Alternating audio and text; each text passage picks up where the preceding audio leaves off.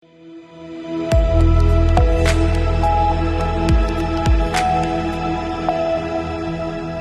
किसान के पास जब हम वहाँ पहुँचते हैं तो किसानों का ऐसा कहना होता है कि आरएलडी से उन्हें बहुत उम्मीद थी। हम न किसान की भलाई कर सकते हैं, न जनता की भलाई कर सकते हैं। जयंत चौधरी जी ने जो फैसला लिया वो मानना तो है, लेकिन कहीं ना कहीं वो उनके मन में खटकता है। तो पश्चिमी उत्तर प्रदेश में हम पहले भी लड़े थे, आगे भी लड़ेंगे। तो चौधरी चरण सिंह की नीतियाँ हैं, उसको हम उस आधार को लागू ही नहीं करा सकते हैं। आरएलडी से एक मंत्री बनाए गए अनिल कुमार सिंह जी, उनको जो मंत्रालय दिया गया वो वैज्ञानिक मंत्रालय दे दिया गया। अब वो उससे क्या मदद कर पाएंगे और किस तरह से आरएलडी लोगों के लिए मदद कर पाएगी? लोकतंत्र में समस्याएं आती रहती हैं, उसका समाधान भी होता है और जनता की मांग भी बढ़ती जाती है। वो जो लेटर जारी होते हैं और मुख्यमंत्री जी के समक्ष पहुंचते हैं तो वो ये दर्शाते हैं कहीं ना कहीं कुछ तो ठीस मन में है। देखिए, जनता की बहुत सारी अपेक्षाएं होती हैं, उन सारी अपेक्षाओं को कोई दल पूरा कर ले, चुटकी में पूरा कर ले, ये संभव नहीं है। सत्ता किसी की भी हो, हमें सत्ता में काबिज रहना है क्योंकि जनता का हित सर्वोपरि है। क्या आप लोगों ने कुछ मांगा था वो नहीं पूरा हो पाया, अभी कुछ मन में खटास है? उत्तर प्रदेश में पंचायत चुनाव की सरगर्मी बढ़ गई है। ये कयास लगाए जा रहे हैं कि साल 2026 के शुरुआत में पंचायती चुनाव संपन्न करवाए जा सकते हैं या अंत होते होते साल का पंचायत चुनाव उत्तर प्रदेश में करवाए जा सकते हैं। अब इसी बीच उत्तर प्रदेश में जो पार्टियां भारतीय जनता पार्टी के साथ गठबंधन में हैं वो भी पंचायत चुनाव में अकेले लड़ने का निर्णय ले रही हैं। इसी क्रम में आरएलडी ने हाल ही में उत्तर प्रदेश की राजधानी लखनऊ में एक बड़ी बैठक आयोजित करी, जहां से उन्होंने ये संदेश दिया कि आरएलडी यानी राष्ट्रीय लोकदल अपने पंचायत चुनाव में प्रत्याशी उतारेगा और उत्तर प्रदेश में पंचायती चुनाव में दमखल से भागीदारी लेगा।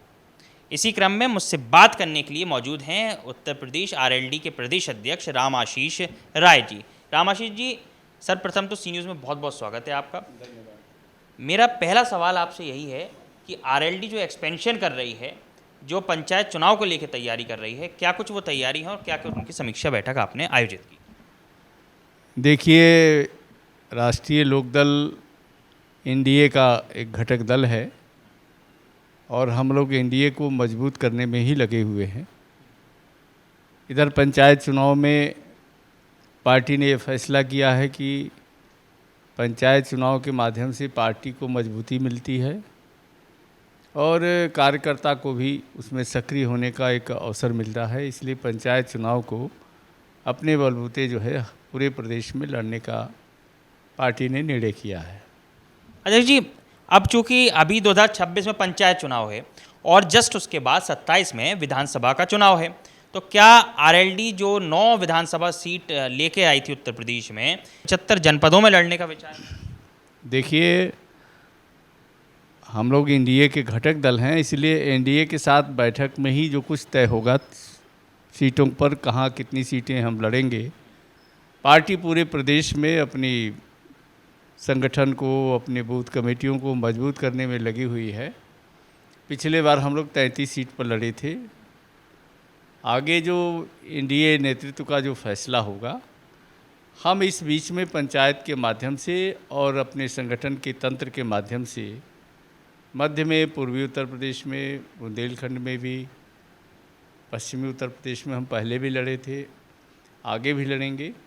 अपने कुछ ऐसी चुनिंदा सीटों पर हम तैयारी कर रहे हैं और वहाँ बूथ लेवल तक अपने संगठन को मजबूत बनाने में लगे हुए हैं। तो निश्चित रूप से राष्ट्रीय लोकदल पूरे प्रदेश में, मध्य उत्तर प्रदेश, पश्चिमी उत्तर प्रदेश, हर जगह अपनी उपस्थिति दर्ज कराने का प्रयास करेगा। अच्छा अध्यक्ष जी, चूँकि ये सवाल उठते हैं जब उत्तर प्रदेश की बात होती है और आरएलडी जो है वो पश्चिम में यानी पश्चिम उत्तर प्रदेश में एक बड़ी फेट रखती है वोट बैंक की। जो किसान के पास जब हम वहाँ पहुँचते हैं तो किसानों का ऐसा कहना होता है कि आरएलडी से उन्हें बहुत उम्मीद थी। अब जो किसान विरोध करते हैं, चाहे कुछ कानूनों को लेकर, चाहे कुछ भारतीय जनता पार्टी यानी एनडीए सरकार के द्वारा लाई गई कुछ नीतियों को लेकर, वो किसानों का कहना होता है कि जयंत चौधरी जी ने जो फैसला लिया वो मानना तो है, लेकिन कहीं ना कहीं वो उनके मन में खटकता है। तो क्या ये एक राजनीतिक समझौता था? अब एक बड़ा परिप्रेक्ष्य देखने को मिल सकता है इसके विपरीत? देखिए, बहुत दिन तक विपक्ष में रहकर या सत्ता से बाहर रहकर हम न किसान की भलाई कर सकते हैं, न जनता की भलाई कर सकते हैं। और पश्चिमी उत्तर प्रदेश या पूरे उत्तर प्रदेश में जो चौधरी चरण सिंह की नीतियाँ हैं, उसको हम उस आधार को लागू ही नहीं करा सकते हैं। सत्ता में रहने के बाद हम अपने किसान ओरिएंटेड नीतियों को लागू करा सकते हैं, किसानों के लिए लाभकारी नियम कानून बनवा सकते हैं, हम किसान के उत्पादन का लाभकारी मूल्य दिलाने के लिए सरकार पर दबाव बना सकते हैं। ये सत्ता में रहकर ही किया जा सकता है। अब जब सत्ता में रहने की बात आती है तो अध्यक्ष जी ये कहा जाता है कि आरएलडी को जो मंत्रालय दिया गया, आरएलडी से एक मंत्री बनाए गए अनिल कुमार सिंह जी, उनको जो मंत्रालय दिया गया वो वैज्ञानिक मंत्रालय दे दिया गया। अब वो उससे क्या मदद कर पाएंगे और किस तरह से आरएलडी लोगों के लिए मदद कर पाएगी? क्या आप लोगों ने कुछ मांगा था वो नहीं पूरा हो पाया, अभी कुछ मन में खटास है? देखिए, मंत्री कैबिनेट के हैं और कैबिनेट का मंत्री होता है, वो पूरी कैबिनेट की भागीदारी उसकी जवाबदेही रहती है और कैबिनेट मंत्री के नाते वो मुख्यमंत्री से कोई भी समस्या को, बात को रख सकता है। तो वो एक कैबिनेट का पार्ट है, विभाग हो न हो ये अलग विषय है, लेकिन वो हर विभाग को अपनी सुझाव दे सकते हैं, मुख्यमंत्री को अपने सुझाव दे सकते हैं, मुख्यमंत्री से अपनी समस्याओं का समाधान करा सकते हैं। इसका पावर उन्हें मिला हुआ है। कैबिनेट मंत्री अपने आप में ही सक्षम पद है।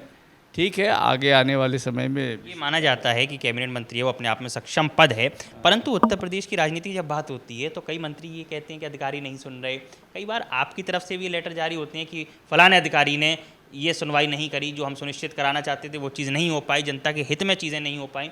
तो उसको लेकर आपके मन में क्या ठीस रह जाती है और क्या लगता है अभी सरकार जो कार्य कर रही है उसमें कितना और प्रगति करने की ज़रूरत है? देखिए, सरकार बहुत सारी योजनाएं चलाती हैं, बहुत सारे निर्देश देती है, लेकिन सरकार में बैठे हुए तमाम तरह के लोग रहते हैं, तमाम विचारधारा के लोग हैं। उसमें सारी योजनाओं का अमली जमा पहनाने में कहीं कोई दिक्कत हो जाती है, कभी कोई अवरोध हो जाता है। हर सरकारों में रहता है, कोई ये पहली सरकार नहीं है। कहीं अधिकारी लापरवाही करता है, कहीं अनसुनी करता है, ये तो लोकतंत्र में चलता रहता है। क्योंकि अध्यक्ष जी आरएलडी जब जुड़ती है, अभी आपने मुझसे बताया, जब आरएलडी जुड़ती है तो वो सत्ता के लालच में नहीं, वो जनता के हित के लालच में जुड़ती है। परंतु जब जनता का वो हित नहीं पूरा हो पाता तो आरएलडी अगला कदम क्या उठाती है? क्योंकि उत्तर प्रदेश में जिस तरह से हालात नज़र आ रहे हैं, कई बार आप भी लेटर दे चुके हैं, कई बार कुछ ऐसे लेटर आरएलडी के द्वारा जारी हो चुके हैं जो ये बताते हैं कि वाकई अभी उत्तर प्रदेश में अधिकारी जो हैं वो सरकार के अधीन कार्य नहीं कर रहे हैं। तो ये जो एक समस्या उत्पन्न हो रही है, इसको लेकर आरएलडी का क्या स्टैंड होगा? देखिए, वो केवल आरएलडी का सवाल नहीं है, पूरे प्रदेश की जनता का सवाल है, सरकार का सवाल है। अगर कहीं कोई ऐसी दिक्कत है तो उसका समाधान होता है, मुख्यमंत्री के संज्ञान में लाया जाता है और मुख्यमंत्री के लेवल से बहुत सी चीज़ों का समाधान हो जाता है। तो आरएलडी तो मुख्य रूप से अभी जो भी दिक्कतें आती है वो सरकार के संज्ञान में लाती है, उसका समाधान भी करती है, कराती है, और कहीं कोई ऐसी दिक्कत नहीं है सरकारी लेवल पर।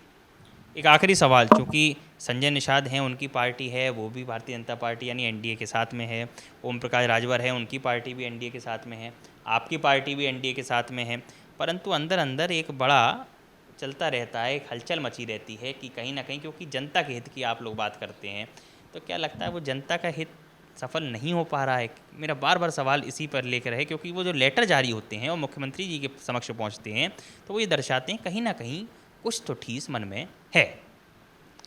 देखिए, छोटे छोटे दल अपने कार्यकर्ताओं की समस्याओं को लेकर के सरकार के समक्ष रखते हैं और कई जगह छोटे दलों की अनसुनी हो जाती है, और इस पर नेता उस बात को उजागर करने के लिए, अपने कार्यकर्ताओं को संतुष्ट करने के लिए, जनता, क्योंकि वो भी राजनीति कर रहे हैं, उनके साथ भी कार्यकर्ता और लोगों का संपर्क और संबंध और उनका समर्थन जुटा रहे, इसके लिए कभी कभी वो मामले उठाते हैं, सत्ता में रह करके भी उठाते हैं। ये उनका फ़र्ज़ भी बनता है और वो चूँकि उनका एक अपना दल है, इस नाते वो उठाते रहते हैं। लेकिन कुल मिलाकर के सभी लोग एकजुट हैं, एनडीए के साथ हैं, एनडीए को मजबूत बनाने में सब लोग लगे हुए हैं। सब लोग साथ में अध्यक्ष जी, और चूँकि आरएलडी चुनाव लड़ रही है, वो अकेले लड़ रही, जाहिर सी बात है पार्टियां तो अपना वर्चस्व बनाने को चुनाव भी लड़ेंगी और बनाए रखने की उसकी अस्मिता और गौरव को पार्टियों को जीतना भी सुनिश्चित करना होगा।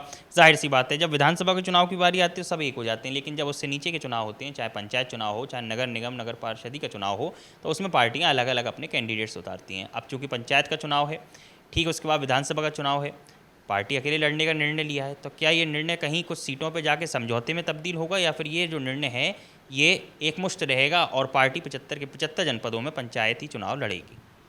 अभी तो पूरे प्रदेश में तैयारी हो रही है और हर सीट पर मजबूती से लड़ने के लिए उम्मीदवारों की भी तलाश हो रही है, क्योंकि देखिए पंचायत चुनाव तो व्यक्तित्व के पर निर्भर करता है। आप उठा करके देखेंगे तो अभी तक जितने पंचायतों के चुनाव हुए हैं उसमें 50% से अधिक जो है निर्दल चुनाव जीत करके लोग आते हैं, अपने व्यक्तित्व के सहारे जीत के आते हैं, अपने प्रभाव का उपयोग करके जीत के आते हैं। पार्टियां तो 50% में सब पार्टियां लड़ती हैं, तो इसलिए सब लोग मिल के लड़ रहे हैं और सब लोग अपने अपने माध्यम से संगठन को और कार्यकर्ता, देखिए चुनाव लड़ता है तो कार्यकर्ता मिलता है, उसका जनाधार बढ़ता है, उसमें लोग जुड़ते हैं। अब आखिरी फैसला बहुत समय चुनाव के समय होते हैं, वो इतने पहले कोई नहीं कहा जा सकता कि ऐन वक्त पर क्या होगा क्या नहीं होगा। पहले हम लोग जब समाजवादी पार्टी के से तो पहले समझौता हो गया था कि मिल के लड़ेंगे, ऐन वक्त पर 10 दिन रह गया तो वो सब भरभरा के टूट गया, क्योंकि सारे बागपत मेरठ में भी अखिलेश जी ने अपने उम्मीदवार खड़ा कर दिए, इससे जैन जी नाराज़ हो गए।